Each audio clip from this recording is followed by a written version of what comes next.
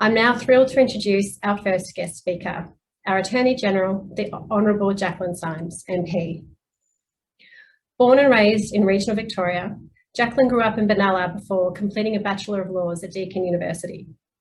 After finishing university, she became a disability carer at Alkira Residential Services, where the importance of providing good policy to those who need support became evident.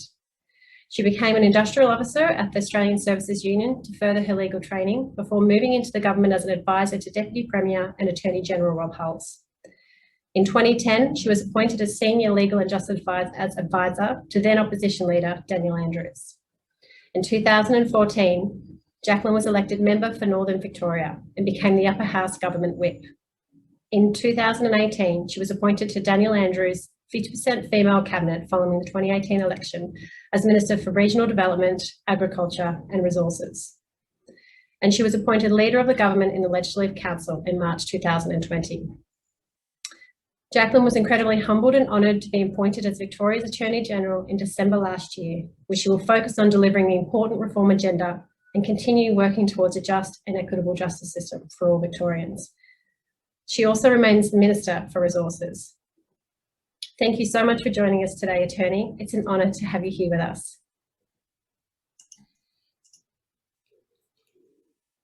Unmute myself. Yeah. Already did that though. Hi, Serena. Thank you so much. Hopefully you can hear me. There was a few buttons to press there, but good afternoon, everyone. And it's a great honour to be joining you.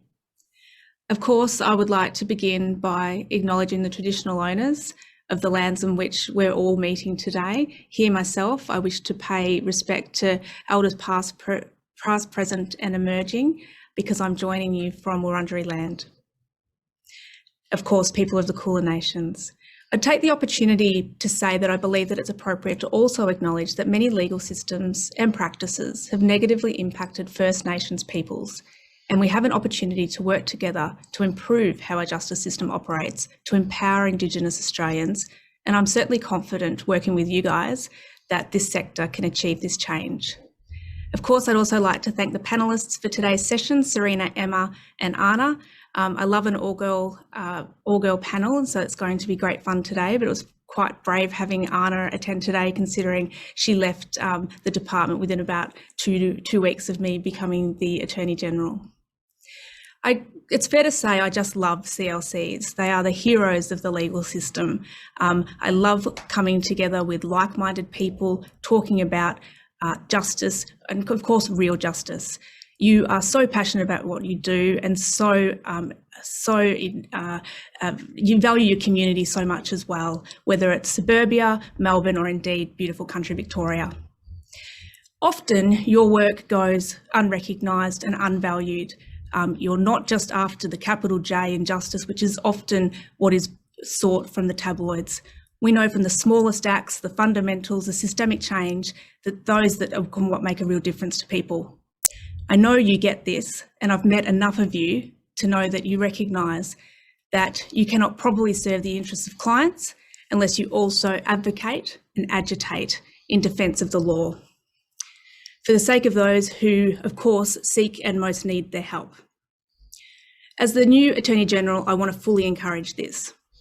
Therefore, from my perspective, it couldn't be more appropriate time to come together to look at what the next 10 years means for the sector, and where your collective efforts should lay to deliver the largest impact in the long term. Looking back is valuable as we go forward, especially given the past 12 months, which no one needs reminding of, but it has been some of the most challenging for many of us, either professionally or personally. I certainly want to congratulate the sector for adapting quickly and innovatively. The ability of CLCs to continue to meet the needs of vulnerable Victorians has been astounding. You should be proud of yourselves, but I recognise that you have also done it tough. Of course, the compounding impacts of the pandemic and the 1920 summer bushfires saw even more people needing your help. But CLCs did not shy away. You continued to respond to issues such as workplace rights, housing and tenancy, consumer and financial issues, discrimination and family violence. As you are likely aware, last year, the government announced $17.5 million in funding for legal assistance, including around $7 million directed to CLCs to meet the challenges of COVID-19. It's been incredibly fantastic to see this investment put to good use, with CLC shifting to deliver crucial services through phone and online platforms, staff supported to work from home. I particularly want to thank those who have stepped up to provide legal assistance in bushfire affected areas and to support the development of the coordinated legal assistance response in the event of future disasters. Of course, this was made possible through the Federation working collaboratively as part of Disaster Legal Help Victoria to make sure affected communities, many in my electorate, continue to get the help they need. These cooperative responses from the sector is a great framework to support other communities in need. The Federation's 10-year plan is a vital discussion to ensure CLCs are well placed to continue to deliver crucial services and help vulnerable Victorians engage meaningfully with the justice system. The social and economic changes magnified by a global pandemic will continue to impact your work. Understanding these issues, building evidence, and developing best practice services will be central to the sector's success. It is important to recognise the CLCs alone cannot address many of these issues faced by clients. It will be critical that CLCs work within the sector as well as with service delivery partners to improve outcomes. CLCs continue to have a valuable opportunity to collaborate with other CLCs and within the legal profession on innovative solutions. This is the perfect opportunity to unite, to advocate and agitate. Using the scale of the sector, there is considerable opportunities to leverage the size and expertise of CLCs, make a collective difference to people across the state, whilst reducing the needless competition for resources, as well as creating an important sustainable future. I applaud the Federation for their leadership and efforts to respond to the recent changes and their vision for the future. I'd also like to thank everyone who is online today. You do vitally important work. Keep on making a difference. I'm looking forward to seeing how the plan progresses, and I'm so excited to work with the sector to improve our justice system, improve fairness, and to help people. Good luck with your day today. I'm sure with the panellists, you're going to have some really exciting conversations, and I'm really interested in the development of the 10-year plan, particularly as it can contribute to government policy making. I think that's going to be very vital. So again, as I said, the CLC sector is the rock stars of the justice system, and it's particularly for those of you out in suburbia in the regions, that on-ground knowledge that you can bring to government, that you can help me in relation to making that case to Treasury and Finance and government about how important resources for this sector is, the difference you make to people. I'm really on board with your work and looking forward to working with you over the next few years. Thank you. Thank you so much, Attorney, for those words. I think I will be quoting you for some time, saying that the CLCs are the rock stars of the justice sector. I think that's such a great way to talk about the sector, and I love that analogy. We're happy to claim that title. Awesome. I understand you have just a few minutes to share with us to answer a couple of questions before you have to go. Yeah, please. So thank you for staying on. So an incredible strength, as we've talked about, of the CLC sector is the ability to innovate and develop new approaches to provide services. And as you so clearly noted, particularly during the pandemic, this was absolutely evident. And we do this to meet the needs of people in the community, particularly those experiencing disadvantage and that are hard to reach. What kind of innovations do you think will be needed in the future, or would you like to see coming out of the CLC sector in the years ahead? Look, Serena, really important topics. I think part of the experience from lockdown during the pandemic was I know there's all the buzzwords that people hate, but we had to pivot to online tools, and there's some really good learnings from that and some positivity that hopefully we can bring forward in a post-pandemic era. I think being able to access online material, online learnings, it just enables you to reach more people, and people are more comfortable in that format. I don't have to tell your sector that you deal with so many variety of issues, but quite often there's similarities or almost identical cases that have the same kind of response. So when you connect it up, you've got a CLC worker who doesn't have to reinvent the wheel every time. Being able to share experiences, share outcomes, provides a better client experience, but is also ensuring that you get to build together as a united force, because you've been more connected, to support the workforce and be able to respond quickly, more efficiently. And then the next one that might be a bit more complicated, you're then building again, rather than everyone sort of just learning from those base level experiences. So I think that the collectiveness is what we need to ensure that we bring forward and keep enhancing, because I think we've learned some valuable lessons that we can do this. And so let's not go back to the old days of not being as collegial as we can be. Thanks. And I think during the pandemic, the way that not just within the CLC sector, but across legal assistance and indeed broader justice sector and community sector, the strength of that, I think, was really evident. So yeah, we absolutely hope to build on it from here.